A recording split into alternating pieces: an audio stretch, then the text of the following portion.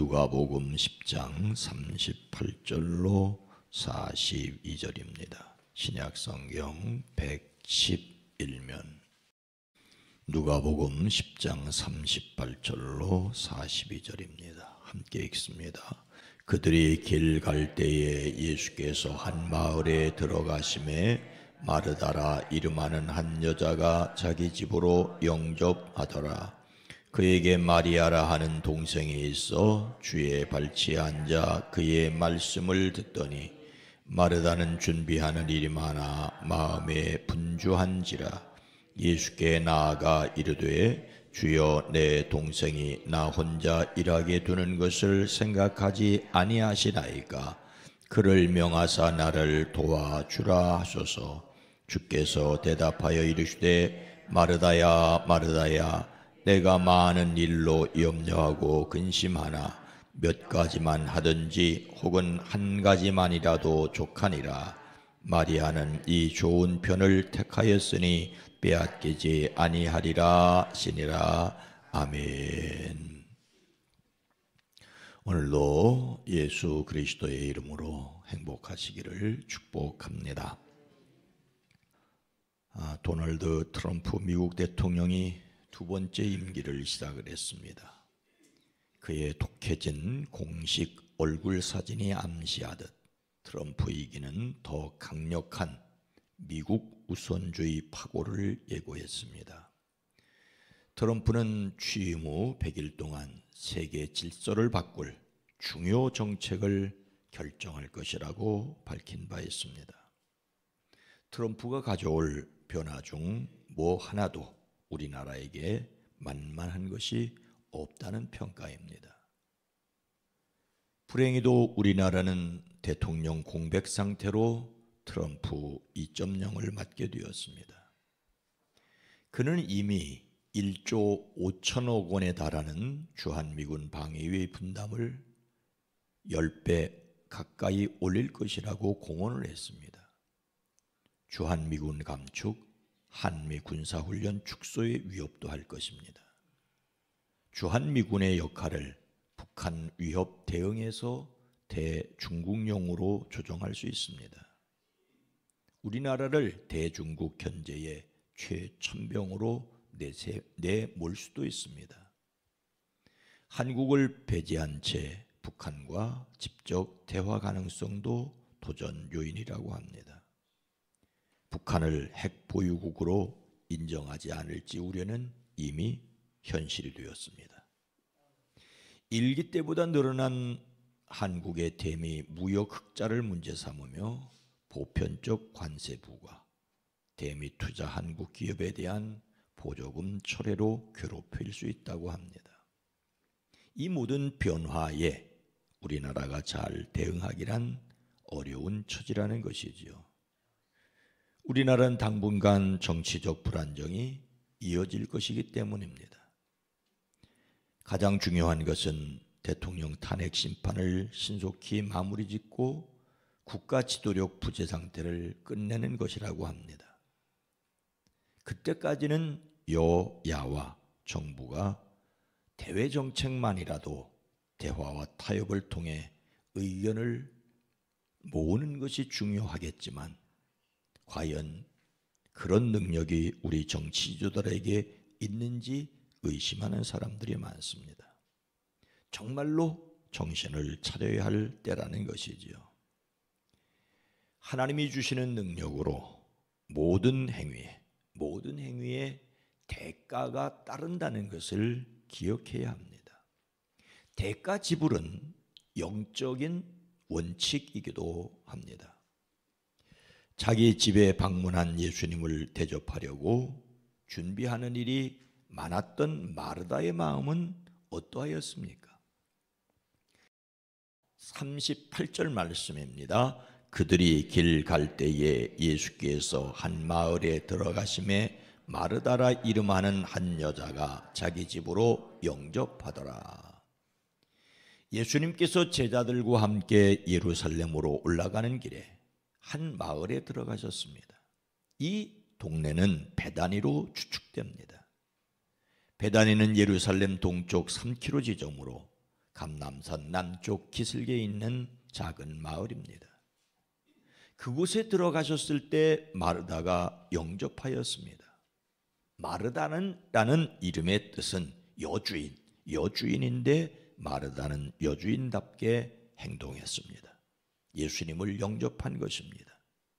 여기서 영접하다는 말은 물건을 끈으로 묶다는 말에서 유래해서 집안으로 맞아들이고 환대한다는 뜻입니다. 할 수 없이 억지로 맞아들인 것이 아니었습니다. 반드시 자기 집에 모시고 싶어 기쁘고 즐거운 마음으로 맞아들였습니다. 이렇게 환영한 것은 예수님께서 본래 마르다를 잘 알고 계셨고 그 집안 식구들, 즉 동생 마리아, 오빠 나사로와도 친분이 매우 두터우셨기 때문입니다. 후에 죽었던 나사로를 살려주셨고 마리아는 예수님께 향유를 부었습니다. 이 가족 모두 예수님의 특별한 사랑과 은총을 받고 있었습니다. 그래서 마르다가 적극적으로 예수님을 영접한 것은 당연한 일이라고 이해할 만합니다. 하지만 여러분, 2000년 전 예수님과 제자들이 적어도 10여 명이 넘었을 터인데 이 사람들을 갑자기 대접하기란 결코 쉽지 않았습니다. 요즘처럼 미리 연락하고 가신 것도 아닐 것이고 음식을 시켜 먹을 것도 아닙니다. 이런 형편은 이어지는 말씀에서 쉽게 확인할 수 있습니다. 40절 말씀입니다. 마르다는 준비하는 일이 많아 마음이 분주한지라 예수께 나아가 이르되 주여 내 동생이 나 혼자 일하게 두는 것을 생각하지 아니하시나이까 그를 명하사 나를 도와주라 하소서. 예수님께서 오시자 마리아는 그 앞에서 말씀 듣는 일에 오로지 열중하였습니다. 대접하는 일은 마르다 혼자 감당해야 했습니다. 그래서 여러 가지로 분주했습니다. 마음도 몸도 분주했습니다. 분주하다는 말은 문자적으로 사방에서 끌어다니다는 뜻을 가지고 있습니다. 물을 길어다 채워 놓았는지 물 항아리가 마르다의 마음을 끌어당겼고 여러 사람에게 먹일 만한 빵을 굽기 위한 가루는 있는지 가루통에 마음이 갔고 빵을 화덕에 제대로 불을 지필 수 있을지 화덕에도 마음이 갔고 한둘이 아니었습니다. 예수님을 기쁘게 맞아들이기는 하였는데 대접을 하려니 마음 써야 할 곳이 한두 곳이 아니었습니다. 마음은 차분하게 안정되지 못하고 분주하게 들떠 허둥댔습니다. 할 일은 많은데 도대체 일이 손에 잡히지 않았습니다. 예수님과 그 제자들이 먹을 음식 준비에 마음이 분주했습니다. 더욱이 동생 마리아처럼 자신도 예수님 발 아래 말씀 듣고 싶은 마음을 떨쳐버릴 수 없었을 것입니다. 그래서 예수님께 와서 한다는 말이 주님, 내 동생이 나 혼자 일하게 두는 것을 아무렇지 않게 생각하십니까? 가서 거들어 주라고 좀 말 좀 해주세요. 마르다의 이 말은 나쁘게만 생각할 필요는 없습니다. 예수님을 섬기려는 마음은 진심이었고 그러나 몸은 몹시 분주하였기 때문입니다. 준비하는 일이 많아 분주한 마르다의 마음을 아시는 예수님께서 그녀에게 어떤 마음을 가졌을까요? 41절 이하입니다. 주께서 대답하여 이르시되 마르다야 마르다야 내가 많은 일로 염려하고 근심하나 몇 가지만 하든지 혹은 한 가지만이라도 족하니라. 예수님께서 마르다야 마르다야라고 부르십니다. 이렇게 이름을 두 번 부르는 이중호격은 깊은 애정을 담은 경우들이 많습니다. 예수님은 베드로가 부인할 것을 아시며 시몬아 시몬아 보라 사탄이 밀처럼 너희를 체질하려고 너희를 소나기에 넣기를 요구하고 있다고 하십니다.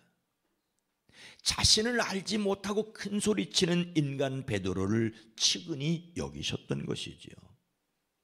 또 다메섹으로 가는 사울을 향하여 하늘에서 들려온 음성은 사울아, 사울아, 내가 왜 나를 핍박하느냐라는 것이었습니다. 그가 마치 가시가 돋친 채찍을 뒷발질하느라고 아플 뿐이라고 하는 것을 주님은 아셨습니다. 마르다의 마음을 아시는 주님께서 그녀를 측은히 여기셨다고 우리는 충분히 생각할 수 있습니다. 음식은 어떻게 준비할까? 자리는 어떻게 배치할까? 왜 마리아는 나를 돕지 않을까? 등등 마음 불편한 마르다를 측은히 여기셨습니다. 그리고 말씀하십니다. 그러나 주님의 일은 많지 않거나 하나뿐이다. 마리아는 좋은 몫을 택하였다. 그러니 아무도 그것을 그에게서 빼앗지 못할 것이다. 마르다의 마음을 헤아리고 측은하게 여기시지만 그의 마음을 다독거려 주시긴 하지만 중요한 것이 무엇인지를 또한 말씀하십니다. 오늘 말씀을 마음에 새기고 자기 선택으로 섬기는 일이라도 부담스럽다는 것을 알고 그래서 실천할 것이 무엇이겠습니까? 우리는 오늘 말씀에서 마르다의 어리석음만 문제 삼지 말아야 합니다. 오늘 말씀 바로 앞에 바로 우리가 잘 아는 선한 사마리아 사람의 이야기가 배치되어 있습니다. 사랑이란 선한 사마리아 사람처럼 실제로 섬기는 것이라고, 또한 마르다처럼 주님과 주님의 제자들을 섬기는 것이 사랑이라는 맥락입니다. 하지만 그 수고가 숭고하긴 하지만 그와 함께 말씀 듣는 것도 중요하다는 것이 바로 누가복음 10장 전체의 이야기입니다. 그리고 또 하나, 우리가 지혜와 관련해 예수님을 영접하였다면 수고로움이 따른다는 것도 생각해야 한다는 것이죠. 예수님을 자기 집으로 영접한 것은 마리아의 강요나 나사로의 부탁이 아니라 마르다의 결정이었습니다. 그녀의 결정이기에 그녀가 감당해야 할 대가가 있었습니다. 처음에는 기꺼이 감당하려고 하겠지만 일이 지쳐 불평스러울 수 있습니다. 일하는 스타일, 자기가 좋아서 시작하고 그 부담은 남에게 떠넘기는 사람도 있지 않습니까? 기쁘게 즐겁게 주님을 섬기겠다고 했지만 그리고 남이 알아주지 않기 때문에 짜증스러워할 수도 있는 것이 우리라고 하는 것입니다. 그래서 사람들은 부담스러워하지 않으려고 아예 주님의 일에 발을 들여놓지 않고 예배당에 나오긴 하지만 손님으로 머물러 있습니다. 하지만 오늘 본문 말씀 바로 앞에 선한 사마리아 사람의 비유가 있습니다. 사랑은 기꺼이 섬기는 것입니다. 모든 행위에 대가가 따름을 기억해야 합니다. 기꺼이 감당할 수 있는 능력을 구하고 기왕할 거 기쁘게 감당해야 합니다. 세상에는 공짜가 없습니다. 대한민국의 평화, 안보 결코 공짜는 없습니다. 성령의 도우심으로 사랑의 수고를 감당할 수 있는 저와 여러분 모두가 되어지기를 주의 이름으로 축복합니다. 거룩하신 하나님, 자비로우신 주여, 기꺼이 즐거운 마음으로 시작했다 할지라도 그 일이 버거울 수 있는 것이, 그래서 힘들어하고 짜증날 수 있는 우리의 연약한 모습을 보게 됩니다. 그래서 서로 격려할 수 있고 서로를 대접할 수 있고 서로를 도울 수 있는 저희들 되어지게 하옵소서. 주님 앞에 말씀을 듣는 것도 포기할 수 없고 주님을 섬겨 일하는 것도 포기할 수 없는 우리이기에 말씀을 들을 뿐만 아니라 그 말씀을 살아낼, 그래서 성령의 도우심을 간구하는 저희들 되어지게 하옵소서.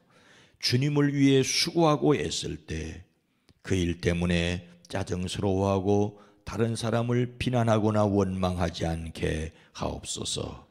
주님이 가신 길을 감당할 수 있는 지혜와 용기와 능력이 있어지게 하옵소서. 기도합니다. 이 나라의 민족 대한민국을 긍휼히 여겨주시옵소서. 국제 질서 가운데서 이 땅을 잘 지켜갈 수 있는 이 땅의 지도자들, 그리고 그들을 위해 기도하는 대한민국 국민들이 되어지게 하옵소서.